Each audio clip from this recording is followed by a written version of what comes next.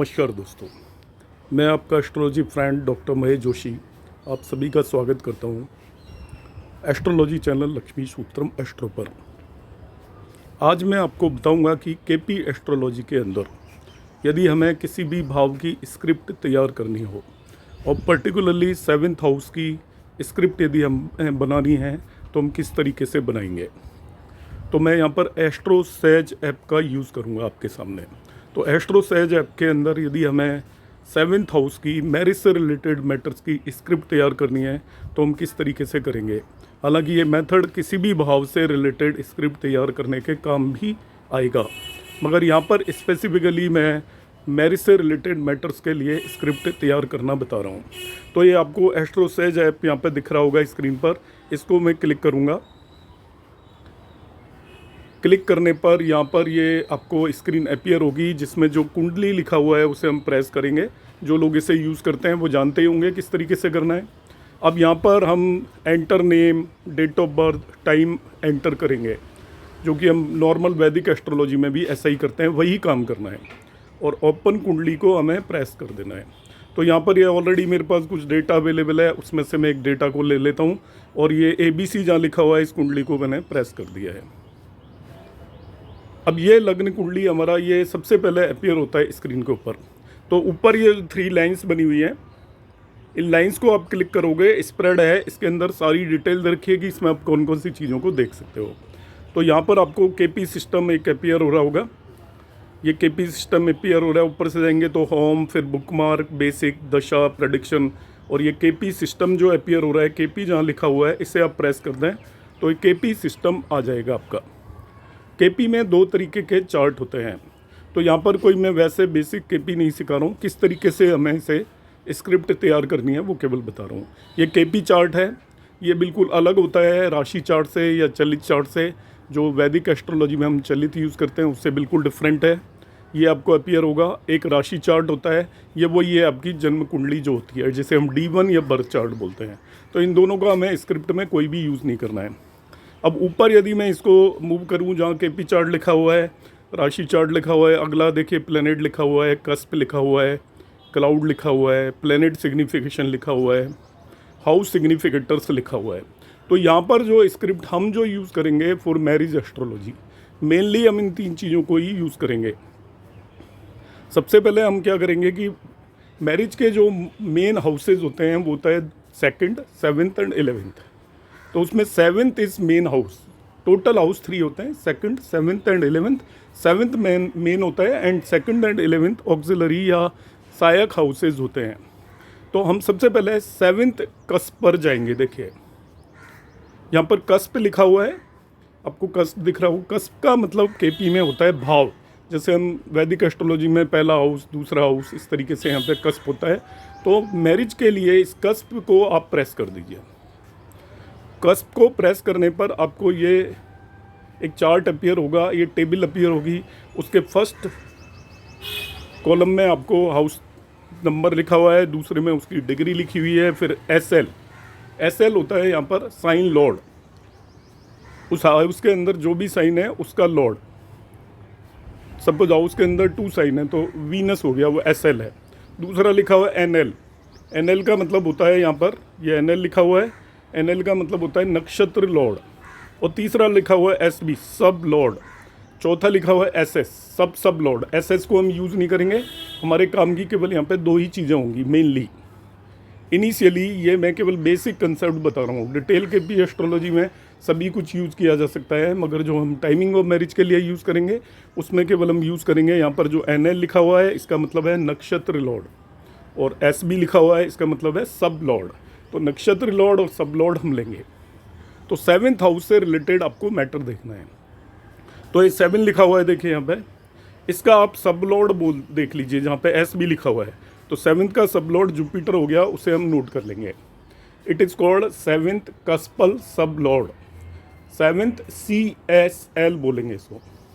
7th house का means 7th cusp का ये सब लॉर्ड है, तो इसको हम शॉर्ट फॉर्म में 7th CSL बोलेंगे। बार बार ये टर्म यूज़ करेंगे हम 7th CSL। तो 7th CSL निकालने में कुछ भी नहीं है, आप इसकी स्क्रिप्ट पर जाइए, कस्प वाली कुंडली टेबल को खोलिए, कस्प में 7th हाउस पर जाइए आप, ये 7th हाउस है। 7th हाउस में जो वहाँ पर सबलॉर्ड के नीचे जो प्लेनेट आ रहा है that is called 7th कस्पल sublord, 7th CSL। तो 7th कस्पल सबलॉर्ड आपको नोट कर लेना है मैरिज के लिए। इस टेबल का केवल इतना सा काम है। आपको यदि 10th हाउस से रिलेटेड मैटर देखने तो 10th कस्पल सबलॉर्ड लेते हैं, वो यहाँ पर देखिए वीनस आता। जॉब से रिलेटेड 6th हाउस होता है कैपी में, उससे रिलेटेड देखना होता तो 6th CSL देखते हैं, वो यहाँ पे सन आता। तो सबसे पहले हम 7th हाउस का कस्पल सबलॉर्ड देखेंगे। तो उसके लिए हम यहाँ पर कस्प वाली टेबल में गए और 7th हाउस के आगे आपको 3 चीज़ें लिखी हुई हैं। दिस इज साइन लॉर्ड, जिसे राशि स्वामी बोलते हैं, ये उसका नक्षत्र लॉर्ड है, फिर ये आपका सब लॉर्ड है। तो 7th हाउस का सब लॉर्ड जो ले रहे हो उसे हम 7th CSL कस्पल सब लॉर्ड बोलते हैं। तो ये होप ये क्लियर होगा। अब ये नोट कर लिया जुपिटर, ये हमारे काम का प्लेनेट है, इसको नोट कर लेना है जुपिटर को, नंबर 1। अब हमें क्या करना है, यहाँ पर कस्प के बगल में आपको ये प्लेनेट नज़र आ रहा होगा, तो इस वाली टेबल को अब ओपन करेंगे। प्लेनेट को प्रेस करते ही एक टेबल अपीयर होगी जिसके अंदर आप देख रहे हो ऊपर से नीचे तक सभी प्लेनेट, लग्न वगैरह सब लिखा हुआ है, सन, मून। अब हमें क्या करना है, जो हमने 7th कस्पल सबलॉर्ड देखा था पीछे, वो जुपिटर आया था, उस जुपिटर को यहाँ पे पिक कर लेना है बस। बाकी किसी प्लेनेट से कोई मतलब नहीं है।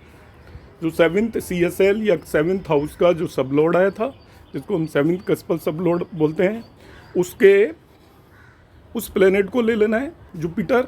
अब इस पर्टिकुलर चार्ट में उस जुपिटर का आपको नक्षत्र लॉर्ड और सब लॉर्ड नोट करना है। उस प्लेनेट का नक्षत्र लॉर्ड और सब लॉर्ड 2 चीज़ नोट करनी है। हाउस की केवल हमने एक चीज़ नोट की थी, सब लॉर्ड। यहाँ पर हमें नोट करना है उसका जुपिटर जो आया था 7th CSL, जो प्लेनेट आ रहा है प्लेनेट वाली टेबल में, उस प्लेनेट का नक्षत्र लॉर्ड एंड सब लॉर्ड नोट कर लेना है। तो नक्षत्र लॉर्ड वीनस आया और सब लॉर्ड उसका सैटर्न आ गया। तो 3 प्लेनेट अब आपके काम के हो गए हैं, जुपिटर, वीनस, सैटर्न। किसी भी प्लेनेट की यदि आपको स्क्रिप्ट बनानी हो प्लेनेट की, तो हम सीधा ही इसी टेबल पर जाएंगे। सपोज आपको मार्स की स्क्रिप्ट बनानी है तो सीधा इसी टेबल पर जाएंगे। अभी तो हम 7th हाउस की स्क्रिप्ट तैयार कर रहे हैं, इसलिए पहले 7th हाउस का CSL लिया, जो प्लेनेट आया, फिर प्लेनेट वाली टेबल में जाकर उसका नक्षत्र लॉर्ड और सब लॉर्ड ले लिया। मगर किसी भी प्लेनेट की स्क्रिप्ट भी बनानी पड़ती है, बताऊंगा मैं आपको। तो केवल उस प्लेनेट पे चले जाइए। इसमें जैसे सन की स्क्रिप्ट तैयार करनी है, तो ये सन की स्क्रिप्ट में सन हो गया, उसका नक्षत्र लॉर्ड नोट किया और सब लॉर्ड नोट कर लिया। बस ये 3 प्लेनेट काम के हैं। ये दूसरा स्टेप है।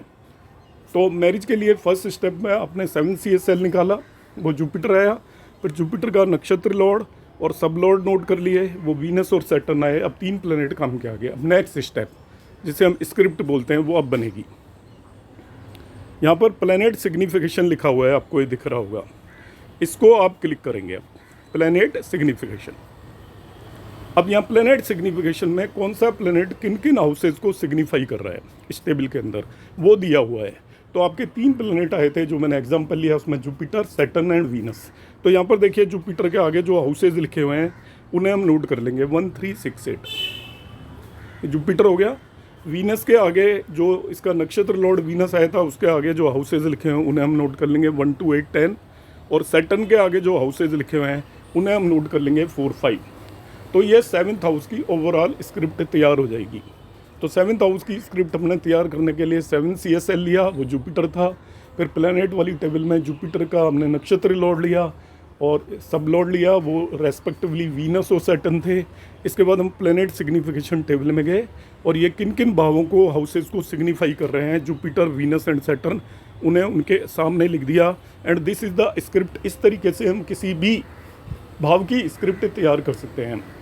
किसी भी प्लेनेट की स्क्रिप्ट भी इसी तरीके से तैयार की जा सकती है। आपको सपोज जुपिटर की या मार्स की स्क्रिप्ट तैयार करने के लिए बोला जाए तो आपको सिंपली प्लेनेट वाली टेबल में जाना है। एग्जांपल ले लेता हूँ, शुक्र की सपोज वीनस की स्क्रिप्ट तैयार करनी है तो प्लेनेट वाली टेबल में गए, यहाँ पे वीनस देखा, वीनस का नक्षत्र लॉर्ड मून है और वीनस का सब लॉर्ड भी मून है। तो 3 प्लेनेट लिख लिए आपने, 2 ही हैं यहाँ पर, वीनस, मून, मून। अब हम जाएंगे प्लेनेट सिग्निफिकेशन टेबल में। तो वीनस जिन हाउसेज को सिग्निफाई कर रहा है वो नोट कर लिए, मून जिन हाउसेज को सिग्निफाई वो नोट कर लिए, क्योंकि यहाँ पर सबलोड भी मुंह नहीं आ रहा है तो उसी को वापस से रिपीट कर देंगे। This is called script. और इसको हम केपी एस्ट्रोलॉजी में यूज़ करते हैं किसी भी इवेंट का प्रॉमिस देखने के लिए, किसी भी इवेंट को टाइम करने के लिए, ये देखने के लिए कि वो इवेंट होगा या नहीं होगा, और होगा तो कब होगा। उसमें हम दशाएं और ट्रांजिट और प्रॉमिस तीनों चीज़ें लगाएंगे, जैसा कि हम वैदिक एस्ट्रोलॉजी में लगाते हैं। किस तरीके से लगाएंगे वो मैं क्लास में एक्सप्लेन करूँगा, तो होपफुली आपको ये समझ में आ गया होगा। Thank you very much.